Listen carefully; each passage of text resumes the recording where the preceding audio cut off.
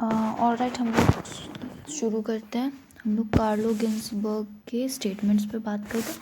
तो जो Carlo Ginsberg है, इन्होंने लेविस के उस स्टेटमेंट को सपोर्ट किया जहाँ वो रिलेटिविज्म के अगेंस्ट बोलते हैं, ठीक है, रिलेटिविस्ट के पोजीशंस पे बोलते हैं। साथ ही साथ इन्होंने एंकर स्मिथ के स्टेटमेंट को भी सपोर्ट किया है, जो उन्होंने रिलेटिविज्म पे बोला था कि उसने क्या किया, रिलेटिविज्म ने रिड्यूस कर दिया हिस्टोरियोग्राफी को एक टेक्सचुअल डायमेंशन तक। इसके वजह से जो हिस्ट्री था वो कॉग्निटिव वैल्यू से दूर हुआ।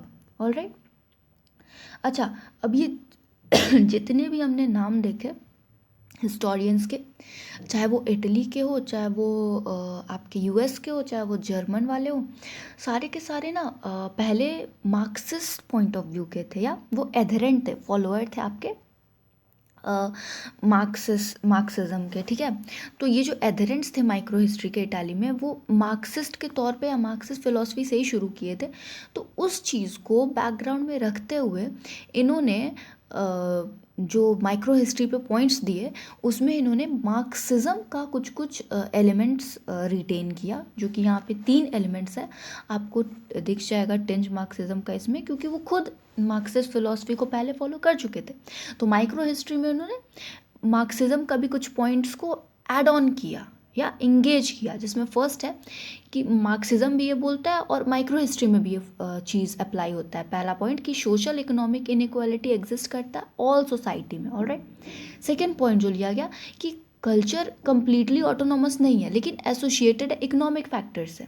ऑलराइट, फिर थर्ड पॉइंट लिया गया जो मार्क्सिज्म से, वो कि हिस्ट्री जो है nearer to social science than to poetry, therefore ये फैक्ट पे बेस्ड है, रिगरस एनालिसिस पे बेस्ड है।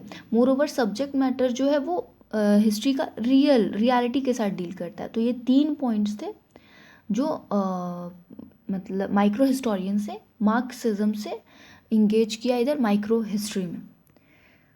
ऑलराइट, अब लेवी पॉइंट आउट करते हैं कि इट इज़ कैरेक्टराइज, मतलब ये बोल रहे हैं, लेवी जो है, इन्होंने माइक्रो हिस्ट्री के बारे में बोला है कि जो माइक्रो हिस्ट्री है वो रिड्यूस करता है scale of observation on a microscopic analysis, ठीक है।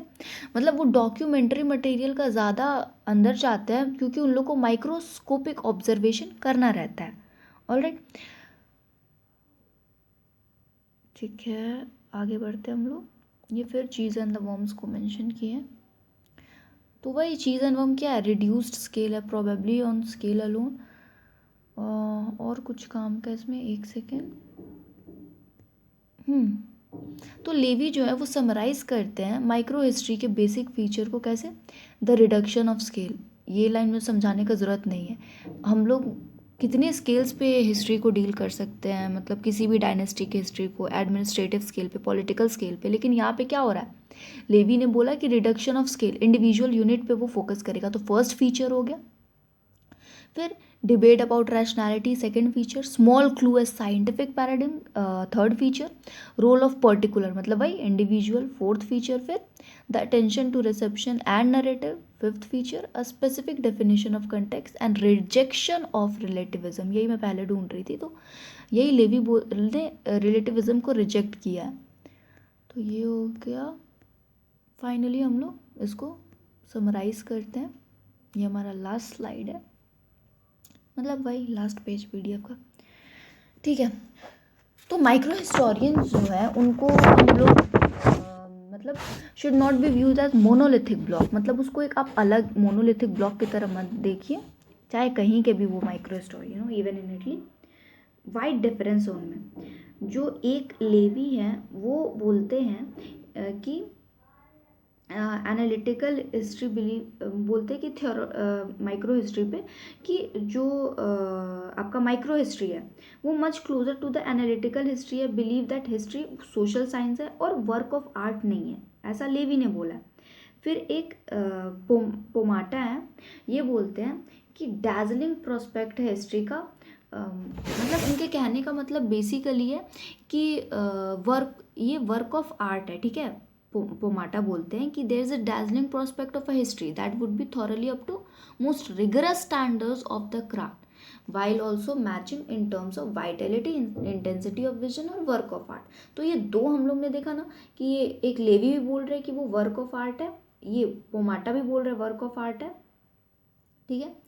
और फिर last but not the least ये जो गिन्सबर्ग है, Carlo Ginzburg, father of micro history, ये समवेयर इन द मिडल आते, मतलब इनका बात भी कुछ हद तक मानते, इनका बात भी कुछ हद तक मानते, ठीक है। ये हो गया। तो ये तीन आप डाल के कंक्लूड कर सकते हैं। अच्छा, हो सकता है कुछ लोग को लगे this is not sufficient micro history के लिए, तो आप क्या कर सकते हैं, जस्ट अ मोमेंट। हाँ, तो मैंने जो बताया वो आप इंक्लूड कर सकते हैं, पहला बात।